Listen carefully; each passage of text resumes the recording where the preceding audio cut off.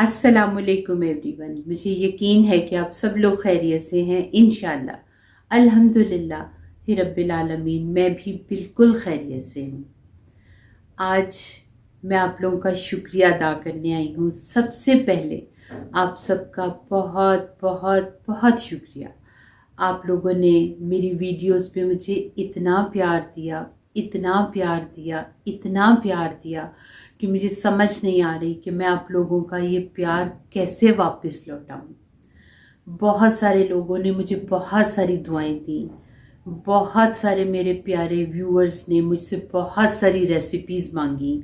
तो ये आप लोगों का ट्रस्ट है मेरे ऊपर, जिसके लिए बहुत शुक्रिया आपका। मुझे समझ नहीं आ रही थी कि मैं इतना प्यार आप लोगों का किस तरह वापस लौटाऊं, क्या करूं कि आप लोगों को भी यकीन हो कि मैं भी आपसे सबसे बहुत प्यार करती हूं। तो मैंने सोचा कि मैं बहुत ज़्यादा रिक्वेस्टेड रेसिपी अमृतसरी लाहौरी हरीसा आपको सिखाऊं। ये मेरी पर्सनल रेसिपी है, मैंने खुद क्रिएट की हुई है। मुझे 20 से 25 साल हो गए हैं हरीसा बनाते हुए।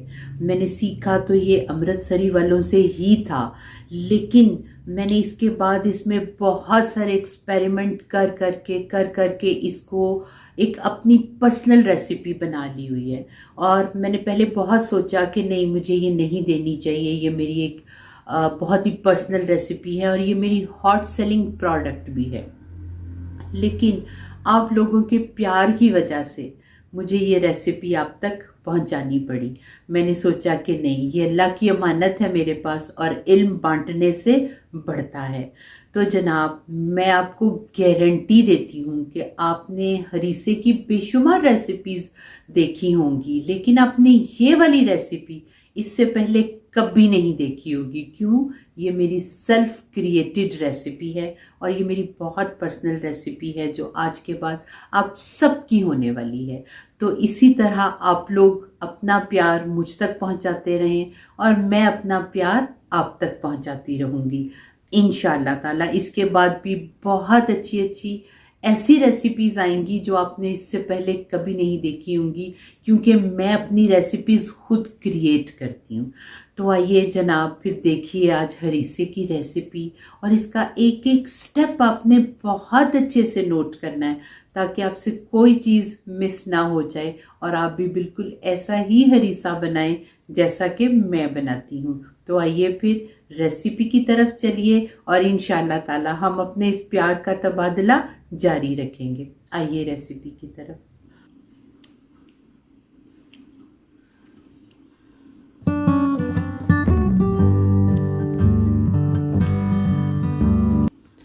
आज मैं आप लोगों के लिए लेके आई हूँ एक बहुत ही रिक्वेस्टेड रेसिपी, और वो है लाहौरी हरीसा।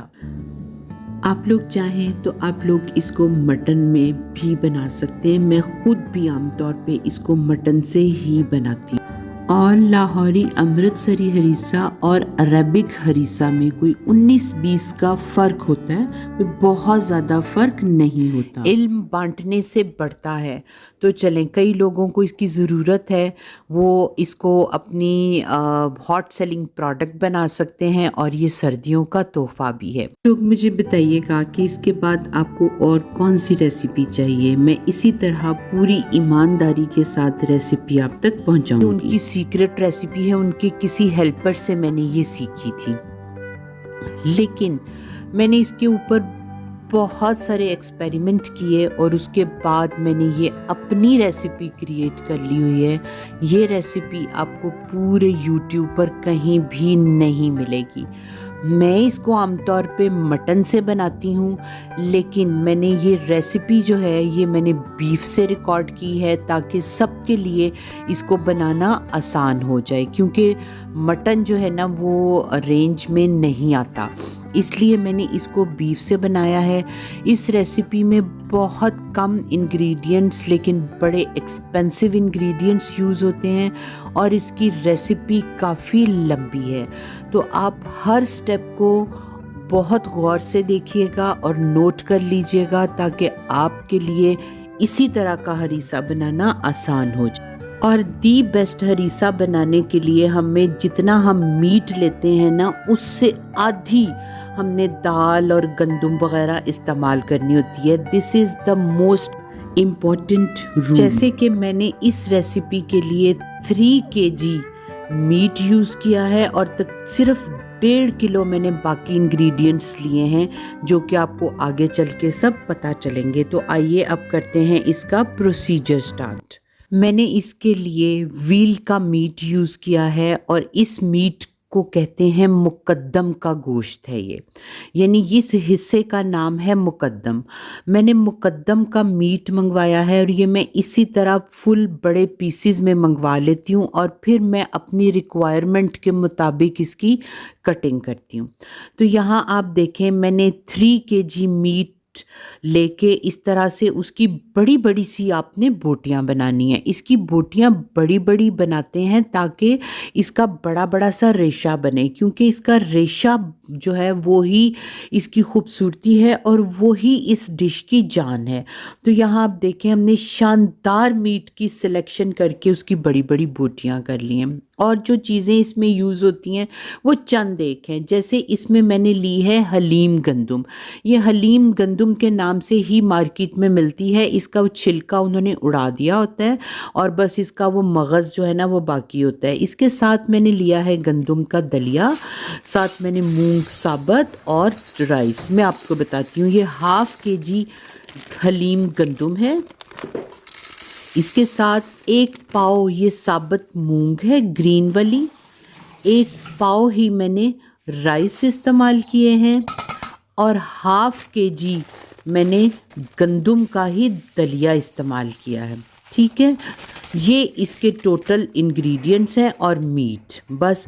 और आपने भी ये दालें इसी, अगर आप जितना मीट लेंगे उसके हिसाब से आप इनकी क्वांटिटी हाफ कर लीजिएगा, यानी मीट के हाफ क्वांटिटी आपकी इंग्रेडिएंट्स की होनी चाहिए। अगर आपके पास 1.5 किलो मीट है तो फिर आपने 1 पाव गंदुम, 1 पाव गंदुम का दलिया, आधा पाव मूंग और आधा पाव राइस लेने हैं। इस तरह से आपने सेट कर लेना है। ये मैंने इसमें डाल लिया सारा और सबको इकट्ठा ही भिगो देना। आपने अलग अलग भिगोने की कोई ज़रूरत नहीं है। ये सब कुछ मैं जो हूँ हज़ारों दफ़ा करती हूँ। ये मेरी बहुत ज़्यादा जो है ना वो एक्सपेरिमेंटेड रेसिपी है और आपने इसी तरह इसको बनाना है। मैंने इसको रात तकरीबन 11 बजे भिगो दिया था ताकि ये पूरी रात बहुत अच्छे से दालें भीग जाएं। जी, तो ये अब नेक्स्ट डे आ गया है। इसमें मैंने ये 3 kg मीट, जिसके आपके सामने पीसेस बनाए हैं, ये बड़ी बड़ी बोटियां, ताकि इनका रेशा बड़ा बने। और इसी के साथ ये आई हुई बोन्स हैं जिनमें ये मिखे हैं और गुट हैं। ये इनकी यखनी निकलनी होती है, इनके बगैर हरीसे का तस्वुर ही नहीं। यखनी में हमने सिर्फ 1 प्याज, लहसुन के चंद जवे, अदरक और काली मिर्च।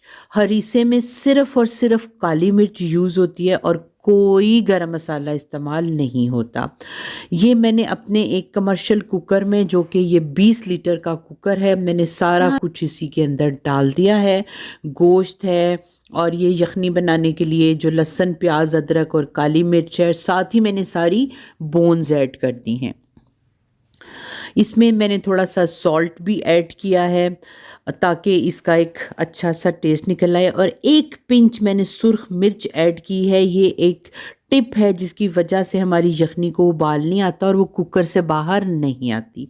यहाँ मैंने इतना पानी इसमें डाल के हीट लगवा दी है कि आधा घंटा मैं इसको फुल फ्लेम पे हीट लगवाऊंगी और फिर आधा घंटा मैं इसको स्लो फ्लेम पे हीट लगवाऊंगी। टोटल 1 घंटा हीट लगवाने के बाद जब मैंने उसे खोला तो आप देखें ये गोश्त इस तरह से ज़बरदस्त किस्म का गल गया हुआ था।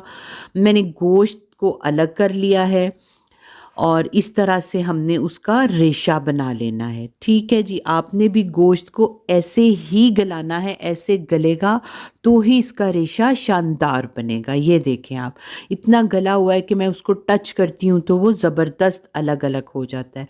ये वो यखनी है जो कि मैंने अलग की है। मैंने बोटियां अलग कर ली हैं, यखनी अलग कर ली है, और जो हड्डियां और वो बाकी मटेरियल था, वो वेस्ट मटेरियल होता है, वो हमने अलग कर दिया है। ये आप देखें कि, और ये हैं वो दालें जो कि मैंने रात भर भिगोई थी, और मैंने इसका बोल चेंज कर दिया था क्योंकि वो बोल छोटा पड़ गया था। यहाँ मैंने इनका पानी निकाल दिया है, और आइए जनाब अब इनका प्रोसीजर करते हैं हम स्टार्ट। हमने वही वाला कुकर खाली कर लिया है, उसको वॉश करके फिर से चूल्हे पे रख दिया। ये सारी दालें मैंने उसमें ऐड कर दी हैं, और इसके साथ अब हम वही वाली यखनी जो कि अभी अभी हमने बनाई थी और अलग कर ली है, उसको वो हमने छान ली थी यखनी। अब वही वाली यखनी यहाँ पर हम इसमें दालों में ऐड कर देते हैं ताकि दालें उसमें पकें और इनका फ्लेवर जो है वो बहुत एनहेंस हो जाता है यखनी के अंदर पकने के साथ। यहाँ हमने तकरीबन आधा कप इसमें कुकिंग ऑयल यूज़ किया है, और ताकि ये ना नीचे ना लगें, और साथ ही एक पिंच फिर से सुर्ख मिर्चों की ऐड कर दी है। यहाँ हम जो मीट हमने अलग किया है, अब इसको आप अपने हाथ से, स्पून से, जिस तरह भी आप चाहें, आपने इस तरह से इसको श्रेड करके इसका रेशा रेशा अलग कर देना है, इस तरह से। यहाँ आप देखें, और मैंने ये काम अपने हाथों से किया था, हाथों से ही मैंने इसका एक एक रेशा श्रेड करके अलग कर लिया था। और आप देखें ये कितने बड़े बड़े रेशे हैं। यही वजह है कि हमने गोश्त के बड़े बड़े पीस किए थे ताकि उसका रेशा भी बड़ा बड़ा बने। यहाँ अभी हमने कुकर को बंद नहीं किया था, इंतज़ार किया था एक उबाल आने का, क्योंकि ये दलिया बहुत बारीक होता है। अगर इसको उबाल ना दिलाया जाए तो समटाइम्स ये कुकर के होल के अंदर अटक के उसको बंद कर देता है, जिससे नुकसान होने का ख़तरा होता है। यहाँ आप देखें बहुत अच्छे से जब इसको उबाल आ गया है तो हमने इस कुकर को बंद कर दिया है, और इतना पानी हमने इसमें, पानी खूब अच्छा पानी डालना है आपने। और मेरे कुकर में इसको तकरीबन 7 से 8 मिनट की हीट लगी थी, और इसी में ये ऐसे ज़बरदस्त बिल्कुल खोए की तरह सब चीज़ें गल के रेडी हो गई थी। ये मैं आपको दिखाती हूँ जब हमने कुकर खोला। जी, तो इस तरह से आप देखें दालें गल के ज़बरदस्त किस्म की ऐसे खोए की तरह बिल्कुल हो गई हुई हैं, और हमें इसी तरह चाहिए। अब ये आप लोग ख्याल ख़ुद कीजिएगा कि आपके कुकर में इसे कितनी देर की हीट लगेगी, लेकिन ये मेरा तजर्बा है कि मैं इसको किसी भी कुकर में बनाऊं, पानी बहुत अच्छा आपने इसमें ऐड करना है, और इसको 7 या 8 मिनट की आपने हीट लगवानी है, इससे ये नीचे से लगेगा भी नहीं। यहाँ मैंने अपने हैंड ब्लेंडर से इन सब मटीरियल को, यानी गंदम है, गंदम का दलिया है, दाल है, चावल हैं, यखनी, सबको मैंने बहुत अच्छे से यहाँ पर ब्लेंड करके स्मूथ कर लिया है। ठीक है, लेकिन ये आपने बिल्कुल इसको इतना ब्लेंड नहीं करना कि ये शोरबे की तरह पतला हो जाए। अगर आपके पास ये वाला हैंड ब्लेंडर नहीं है तो आप जिसमें हम मिल्क शेक बनाते हैं ना, उस ब्लेंडर में आप इसको ब्लेंड कर सकते हैं, लेकिन बिल्कुल शोरबे की तरह नहीं करना। आपने इसको थिक ही रखना है, लेकिन साथ साथ ये एक स्मूथ जो है ना वो मटेरियल की तरह भी हो जाए। यहाँ देखें आप, ये बिल्कुल स्मूथ हो गया, और हमें इसी तरह का चाहिए। और ये है वो मीट जिसको कि हमने रेशा रेशा इसका कर लिया हुआ है, श्रेड कर लिया हुआ है इसको। अब ये मीट हम इस स्टेज पर यहाँ पे इसमें शामिल कर देते हैं, और इसके बाद इसका असल काम शुरू होने वाला है। ये अभी कुछ भी नहीं हमने किया, जो कि अब काम इसका शुरू होगा। यहाँ हम इसको अच्छे से कर लेते हैं मिक्स, और बस मिक्स करने के बाद फिर आप जनाब रेडी हो जाएं। अपनी ताकत जो है वो उसको बढ़ा लें, क्योंकि अब काम आने वाला है ताकत से करने वाला। और अगर आपसे ना हो तो घर के मर्दों से, जिन्होंने बहुत शौक़ से इसे खाना है ना, उनसे काम लेंगे। तो यहाँ जनाब ये है हमारा एक किचन टूल, जिसको कि हम घोटना कहते हैं, जिससे हम आमतौर पे दालें या सरसों का साग वगैरह घोटते हैं ना, ये वही वाला घोटना है। अब यहाँ पर हमने इसको लगाना है घोटा, और बड़ा जानदार घोटा लगाना है हमने। और ये वाला घोटा कम से कम मैं नहीं लगा सकती।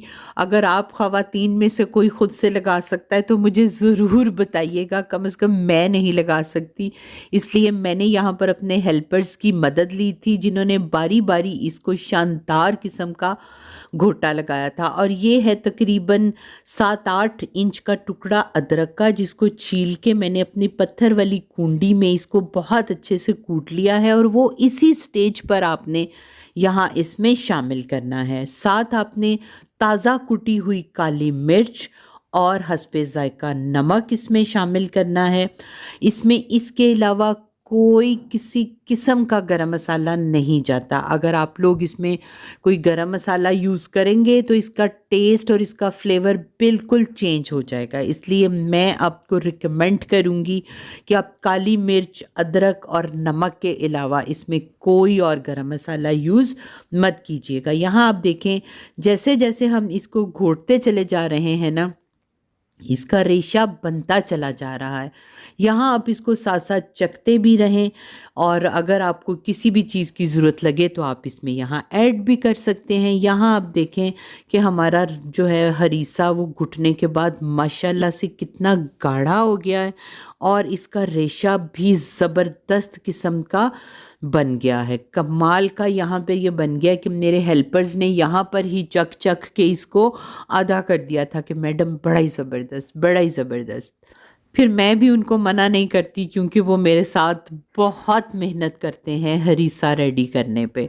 तो बस जनाब, यहाँ आप देखें हमारा ज़बरदस्त किस्म का रेशेदार हरीसा तैयार हो चुका है। लेकिन ये अभी यहाँ पर रेडी नहीं हुआ, ये अभी इसका एक स्टेप जो है ना वो कंप्लीट हुआ है माशाल्लाह से। और आप ज़रा इसका रेशा चेक करें, ज़बरदस्त क्लास का रेशा। और ये इतना मज़ेदार बना, इतना मज़ेदार बना कि मैं आपको क्या बताऊं। और मैंने जैसे कि आपको बताया कि मेरे हेल्पर्स ने इसी स्टेज पे बग़ैर तड़के के ही इसको चख चख के आधा ख़त्म कर दिया था। तो आइए जनाब, अब हम करते हैं इसका पालक वाला स्टेप। यहाँ पर मैंने अपनी वही जो फ्रोज़न पालक होती है ना, मैंने उसमें थोड़ी सी पालक ली है, क्योंकि मैंने सारे हरीसे को तड़का नहीं लगाया था। बस मैंने तकरीबन कुछ सर्विंग जो थी मैंने उसी को तड़का लगाया। ये मैंने अपनी फ्रोज़न पालक ही निकाली है। यहाँ पर मैं इसमें बस साथ थोड़ा सा पानी डाल देती हूँ, और बस ये फ़ौरन ही इसी पानी में गल जाएगी। वैसे मैं अगर आपको बताऊँ ना, अगर आप लोग चाहें तो ये वाला स्टेप ओमिट भी कर सकते हैं, पालक वाला स्टेप।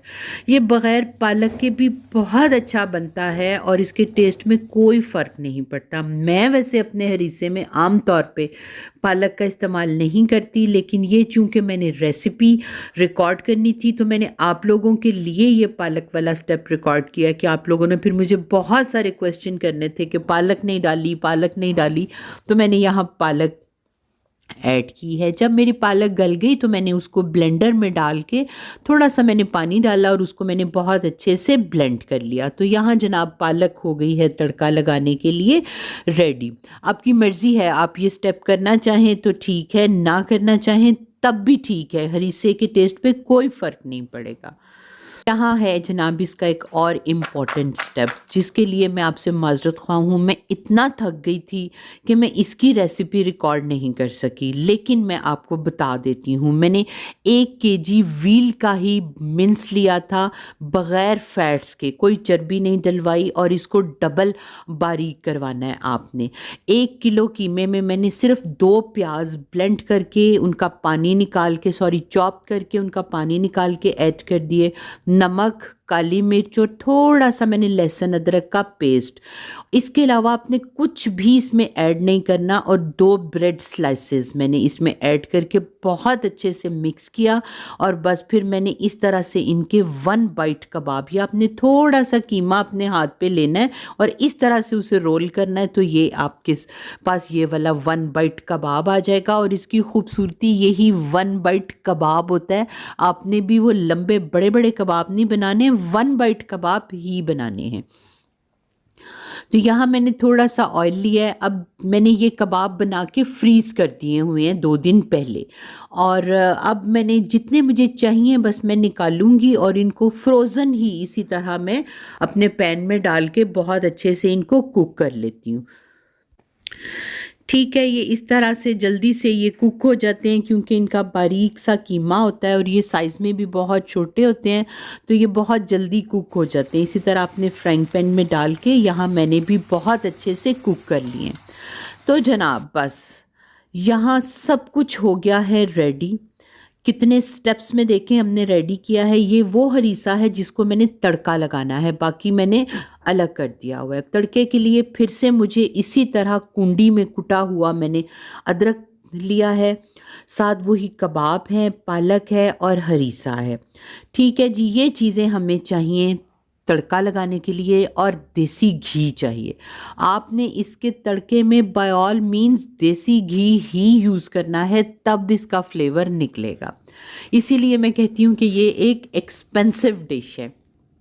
यहाँ मैंने देसी घी ले लिया है। अब घी की क्वांटिटी आप पे डिपेंड करती है, बहुत कम मत लीजिएगा, इतना लीजिएगा कि तड़का बहुत अच्छा लगे।